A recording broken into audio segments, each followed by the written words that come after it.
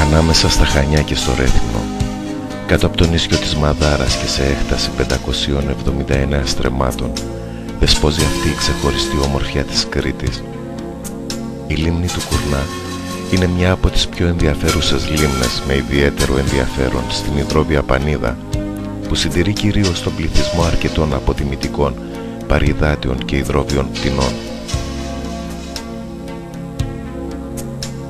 Είναι η μοναδική φυσική λίμνη σε νησί στη Μεσόγειο και η νοτιότερη λίμνη στην Ευρωπαϊκή Ήπειρο. Η λίμνη δημιουργήθηκε από την παρεμπόδιση του υπόγειου νερού που κατεβαίνει από τον όγκο των Λευκών Ωραίων, από τα αδιαπέραστα πετρώματα και την κατάκληση του φυσικού κυλώματος. Η λίμνη τροφοδοτείται από την πηγή Αμάτη και αποστραγγίζεται προς τον ποταμό Δέλφινο. Η απόστασή της από τη θάλασσα είναι 2.500 χιλιόμετρα και ο όγκος του νερού το καλοκαίρι ανέρχεται περίπου στα 7,5 εκατομμύρια κυβικά μέτρα. Η περιοχή της λίμνης χαρακτηρίζεται σαν τεκτονικό ρήγμα που κατακλείζεται με το νερό από την πηγή Αμάτη λόγω των νεογενών αποθέσεων που εξασφαλίζουν τη στεγανότητά της.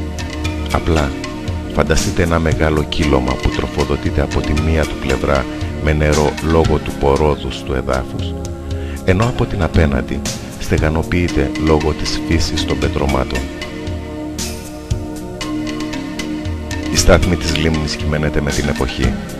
Τη χειμερινή περίοδο και μέχρι την άνοιξη, η στάθμη βρίσκεται στα χαμηλότερα επίπεδα λόγω της μείωσης των όγκων των υπόγειων υδάτων από τα ορεινά, ενώ κατά την καλοκαιρινή περίοδο η στάθμη ανέρχεται λόγω του λιώσιμου των χιονιών των Λευκών Ωραίων. Η λίμνη αναφέρεται από τα αρχαία χρόνια με το όνομα Κορισία.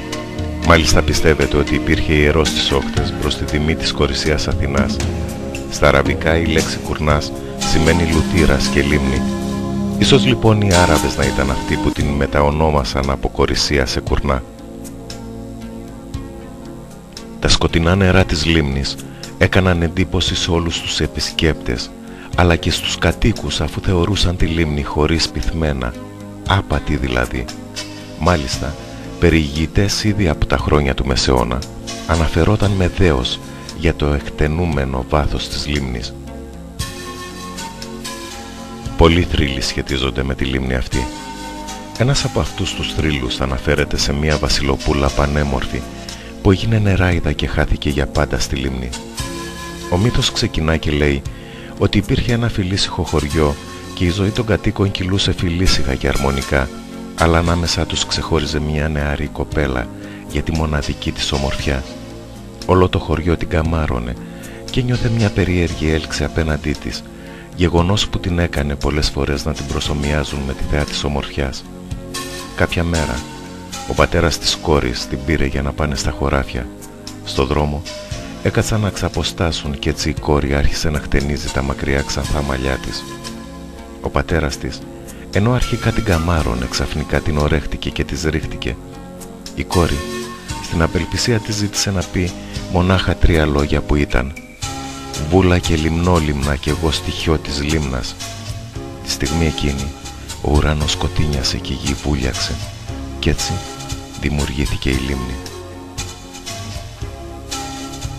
Ακόμα και σήμερα κάποιοι κάτοικοι, αλλά αφροίσιωτοι της περιοχής, ισχυρίζονται ότι έχουν δει την όμορφη κόρη να προβάλλει από τη λίμνη με την ανατολή του ήλιου, να κάθεται και να χτενίζει τα μακριά ολόξανθα μαλλιά της όταν η λίμνη είναι ήρεμη.